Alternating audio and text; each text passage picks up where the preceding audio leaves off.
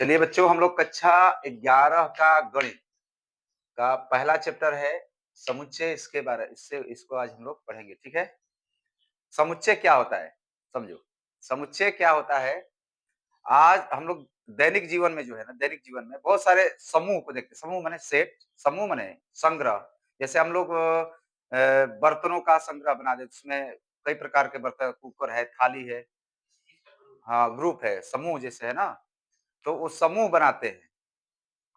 तो समुच्चय एक विशेष प्रकार का समूह है, ठीक है ना। समूह ग्रुप ही को क्या बोलते हैं, समूह बोलते हैं, समुच्चय बोलते हैं, ठीक है। अब ये किस प्रकार का समूह है, तो इसकी परिभाषा दी जाएगी।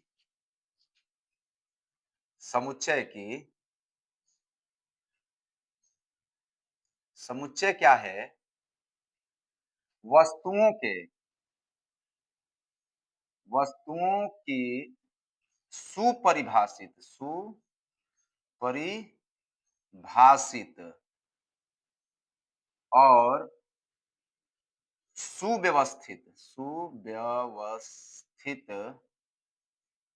सुव्यवस्थित समूह को समुच्चय कहते हैं, समुच्चय कहते हैं, ठीक है।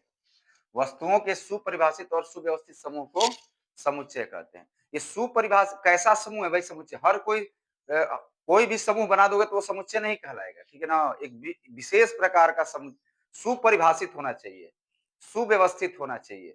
ऐसा हम समूह बनाए, ऐसा ग्रुप बनाए जो सुपरिभाषित होना चाहिए, सुव्यवस्थित। सुपरिभाषित का मतलब ये है कि जैसे कि अगर हम कोई समूह में कोई चीज रख रहे हैं, जैसे मान लो कि हम एक समूह बना रहे हैं, जैसे यहाँ पर फूलों के नामों का समूह, फूलों के नाम का समूह बना रहे हैं, ठीक है ना। फूलों के नाम का समूह है, ठीक। फूलों के नाम में आप लोग लिखो, गुलाब लिखोगे, गेंदा लिखोगे, है ना। मैंने जितने प्रकार के फूल है सब लिखेंगे।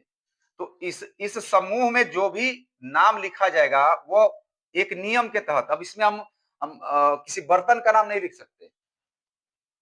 जब ये फूलों का समूह बना रहे हैं, तो उसमें किसी बर्तन का नाम, अब मान लो कि हमने गेंदा लिख दिया, गेंदा हो गया, गुलाब हो गया, ठीक है।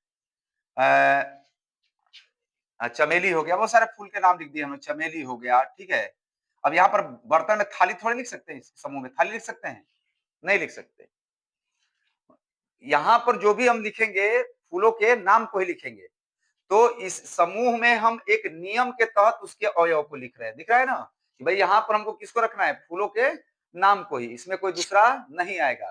तो सुपरिभाषित का मतलब कि एक नियम के तहत, एक नियम के तहत उसके अवयवों को जब लिखा जाए, ऐसा समूह है जो कि एक नियम के तहत हो, है ना। कोई एक नियम के तहत, भाई इसमें फूलों के नाम ही है, ठीक है ना। अब इसे भारत के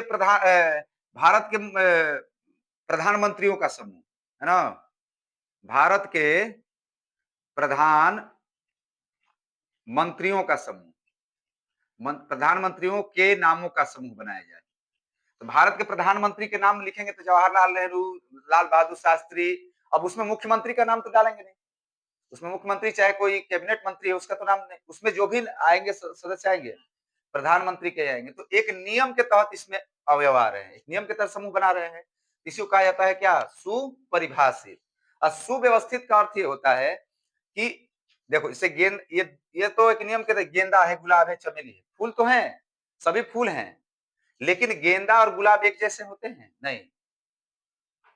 तो इसमें सुव्यवस्थित का अर्थ ये हो गया कि भाई इसमें जो भी अवयव आ रहे हैं जो एक जैसे नहीं है, एक नियम के तहत भी हैं और एक जैसे भी नहीं है, तो ऐसे समूह को कहा जाता है क्या, समुच्चय। समझ आ गया।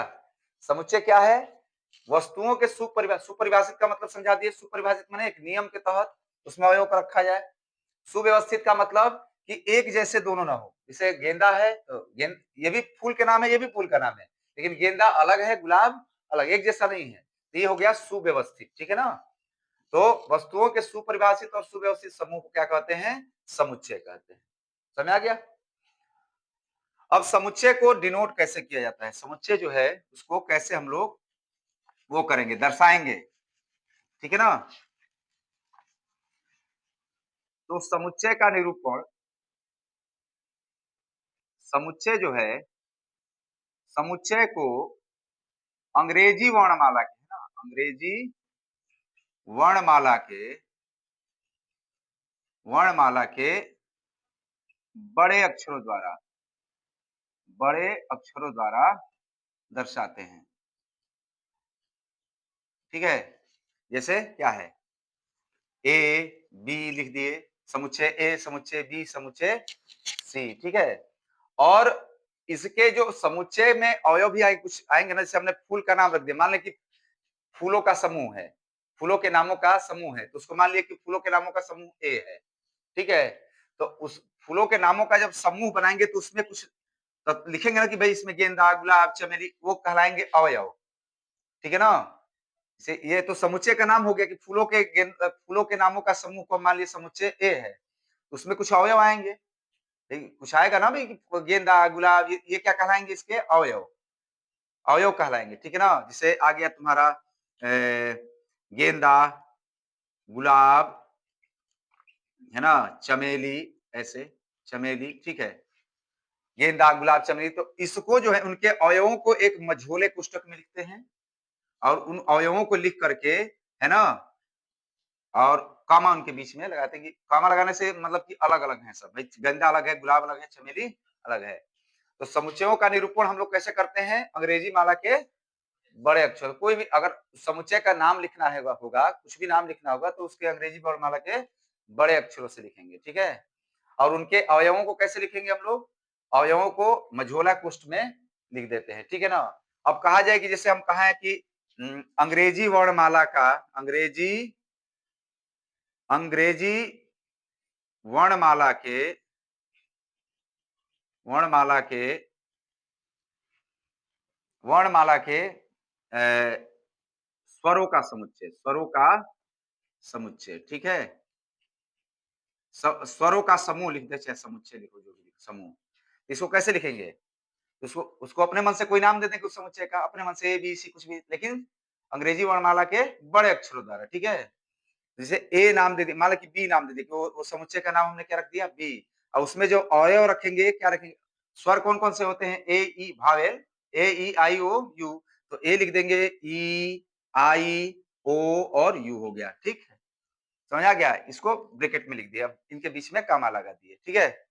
अब ये कहलाएंगे, देखो, ये कहलाएंगे कि ए जो है समुच्चय बी का एक सदस्य है, ई समुच्चय बी का भी एक सदस्य है, ई भी इनके बीच का एक सदस्य, समझ में आ गया? हाँ, एक चीज और, समुच्चय जो है, डाउटफुल चीजों का समूह कभी भी समुच्चय नहीं होता है। डाउटफुल मतलब कि जैसे हम कहें, वो समुच्चय कभी नहीं कहलाएगा, ठीक है ना? जैसे हम कहें कि किताबों के समुच्चय, तो जितनी भी किताबें हैं, समूह बन जाएगा उसका, ठीक है, बोले।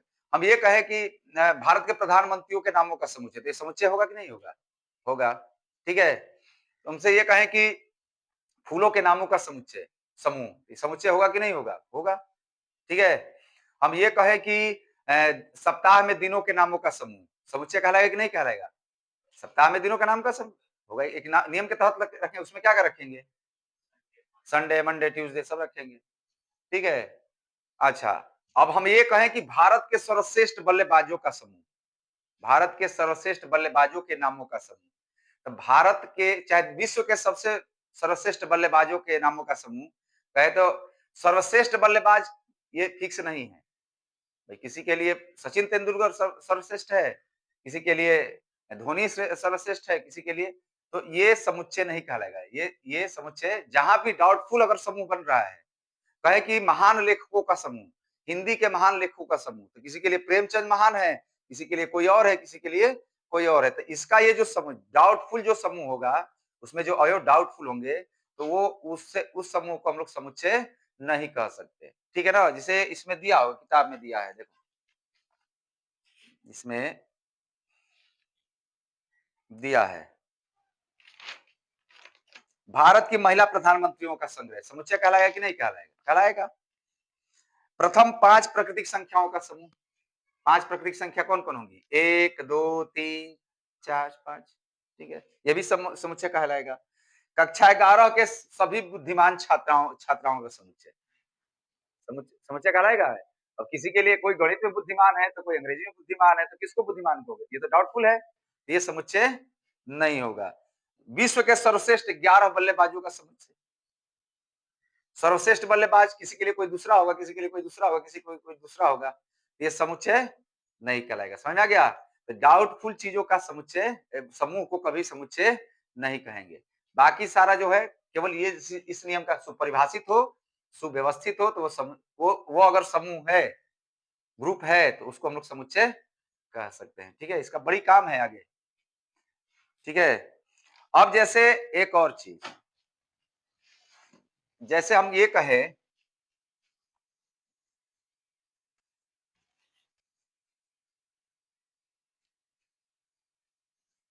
जैसे हम कहें आपसे कि मान लो कि कोई समुच्चय ए है, ठीक है? उसमें अवयव है ए, ई, आई, ओ, यू, ठीक है? अब हमको लिखना है, अभी आपको बताया कि ए, समुच्चय ए का अवयव ए है? समुच्चय ए का अवयव ई है ना? समुच्चय ए का अवयव आई है, ओ है, यू, सभी अवयव है ना? सभी कौन उसके अवयव है। तो इसको कैसे प्रतीक के रूप में लिखेंगे? हमको लिखना है कि समुच्चय समुच्चय ए का अवयव ए है। ऐसे लिखोगे? अगर ऐसे लिखना होगा तो ए समुच्चय ना, समुच्चय ए का अवयव है, ऐसे लिखोगे ना? अवयव है, इतना लिखने की जरूरत नहीं है। इसके लिए एक आता है प्रतीक, ए एलिमेंट ऑफ ए हो जाएगा। ये एलिमेंट ऑफ है, एलिमेंट माने अवयव, एलिमेंट माने ई जैसा बनता है, थोड़ा सा उसको विकृत कर देते हैं, है ना? ए गोला नहीं रहेगा, ऐसे ही रहेगा, ए एलिमेंट ऑफ ए। इसका मतलब क्या हो गया? ए का अवयव है। ए का अवयव। हम कहें कि बी ए का अवयव है कि नहीं है? समुच्चय ए का अवयव बी है? नहीं है। तो इसको कैसे लिखेंगे? तो लिखेंगे B is not element of A. या ई लिख करके इसको, एलिमेंट लिख करके इसको क्या कर देंगे? काट कर देंगे, कट कर देंगे। ठीक है? तो ए का अवयव नहीं है, बी ए का अवयव नहीं है, और ए का अवयव है के लिए ये ए नहीं, अवयव है तो नहीं है, तो ऐसे लिख करके काट देंगे। ठीक है? तो ये पढ़ा जाएगा, इतना लिखने की आवश्यकता नहीं है। समझ में आ गया? अब आगे चलते हैं हम लोग।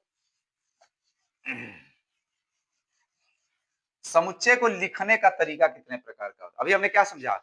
समुच्चय क्या होता है, समुच्चय को किस चीज से दर्शाते हैं, ठीक है ना? समुच्चय को किस चीज से दर्शाया जाता है?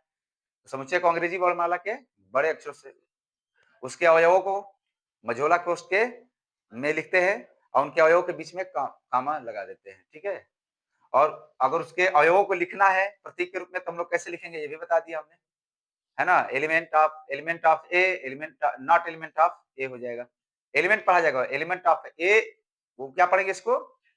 हाँ, जिसे हमने लिखा था ए, ये ऐसे इसको क्या पढ़ेंगे? ए एलिमेंट ऑफ ए। हिंदी में इसका मतलब क्या होगा? ए जो है, ए का समुच्चय ए का क्या है? सदस्य है।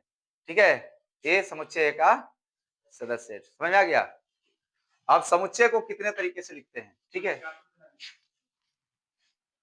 समुच्चयों को समुच्चय को लिखने का तरीका, ठीक है? कितने तरीके से समुच्चय को लिखा जा सकता है बच्चे? समुच्चय को लिखने का दो तरीका है, दो रूल है, मतलब दो तरीके से समुच्चय को दर्शाया जाता है। एक विधि है रोस्टर विधि, और एक विधि है गुण विधि। एक रोस्टर विधि है और एक गुण विधि है। तो इसको हम आगे बताएंगे आप लोग को। पहले जो अभी हम पढ़े, तुम इतना पढ़े आप लोग ना, थोड़ा सा क्वेश्चन आंसर बताना हमको, ठीक है? जितना पढ़ा है उसी में से बताना, ठीक है? एक समुच्चय, एक सवाल दिया है ए, चलिए क्लियर हो जाए उसके बाद आगे चलिए। 1 2 3 4 5 6 7 8। एक अभी यहाँ पर दे रहा है कि दो, यहाँ पर ब्लैंक ए, हाँ, टू एलिमेंट ऑफ ए लिखा जाएगा ना, हो टू एलिमेंट ऑफ ए है। हम कहे कि यहाँ दे दिया है 9, रिक्त स्थान दिया है ए, 9 नॉट एलिमेंट ऑफ ए हो जाएगा। 9 नॉट एलिमेंट ऑफ ए हो जाएगा। समझ आ गया? हैं? इसी तरह दे रहा है 7 7 यहाँ ब्लैंक दिया है ए, क्या लिखेंगे? 7 एलिमेंट ऑफ ए, ठीक है? और 0 रिक्त स्थान ए दे दिया है, नॉट एलिमेंट ऑफ ए हो जाएगा, ठीक है? 5 रिक्त स्थान ए दिया है, क्या लिखेंगे? एलिमेंट ऑफ ए। समझ आ गया? है? अच्छा, इसमें दूसरा सवाल पूछ रहा है, निम्नलिखित संग्रह में कौन सा समुच्चय संग्रह समुच्चय को निरूपित करता है? इसमें से आपको समूह बोल रहे हैं, आपको लोग को बताना है कि कौन सा समुच्चय है, कौन कौन समुच्चय नहीं है, ठीक है ना? तो पहला है भारत के महिला प्रधानमंत्रियों का संग्रह। भारत के पहला दिया है भारत के महिला प्रधान मंत्रियों का समुच्चय। बताओ तो आप लोग, समुच्चय है कि नहीं है? क्यों है? क्योंकि एक नियम के तहत हो रहा है ना। इसमें केवल कौन आएगा? डाउटफुल तो है नहीं, नहीं है ना? भारत के भाई महिला प्रधानमंत्री हम जानते हैं कौन कौन है, इंदिरा गांधी हैं और बहुत सारी है, जो भी होगी होंगी। अब हम लोग, है ना? इसमें डाउट, प्रथम 5 प्राकृतिक संख्याओं का समुच्चय, प्रथम 5 प्राकृतिक संख्याओं का समूह, समूह समुच्चय नहीं, समूह समुच्चय क्यों लिख रहे हैं? समूह, ये समुच्चय है कि नहीं है? इसमें भी डाउटफुल नहीं है। प्रथम 5 प्राकृतिक संख्या कौन-कौन होगी? 1, 2, 3, 4, 5 हो रहा है ना 5? हाँ, हाँ। अच्छा, ये भी है। अच्छा, अभी पीछे हम लोग पूछे ही, कक्षा के 11 ये बोला जाए तुमसे, विश्व के विश्व के सबसे अच्छे व्यक्तियों का समुच्चय, विश्व के सबसे अच्छे व्यक्तियों का समुच्चय। सबसे अच्छा व्यक्ति किसके लिए कौन है भाई? हाँ, भाई सबके लिए अलग-अलग वो होगा, किसी के लिए कोई अच्छा होगा, हम किसी के लिए अच्छे हैं तो किसी के लिए बुरे भी हैं। तो ये समुच्चय नहीं होगा। समूह ये बनाएँगे अगर अच्छे व्यक्तियों का समूह है तो समुच्चय, क्योंकि डाउटफुल है, इसमें डाउट है भाई ये अच्छा कौन होगा, कौन नहीं होगा, ठीक है? तो ये है हमारा क्या? समुच्चय। समुच्चय का इंट्रोडक्शन वीडियो है। अभी थोड़ा-सा इसका परिचय कराए हैं आप लोग को, ठीक है ना? आगे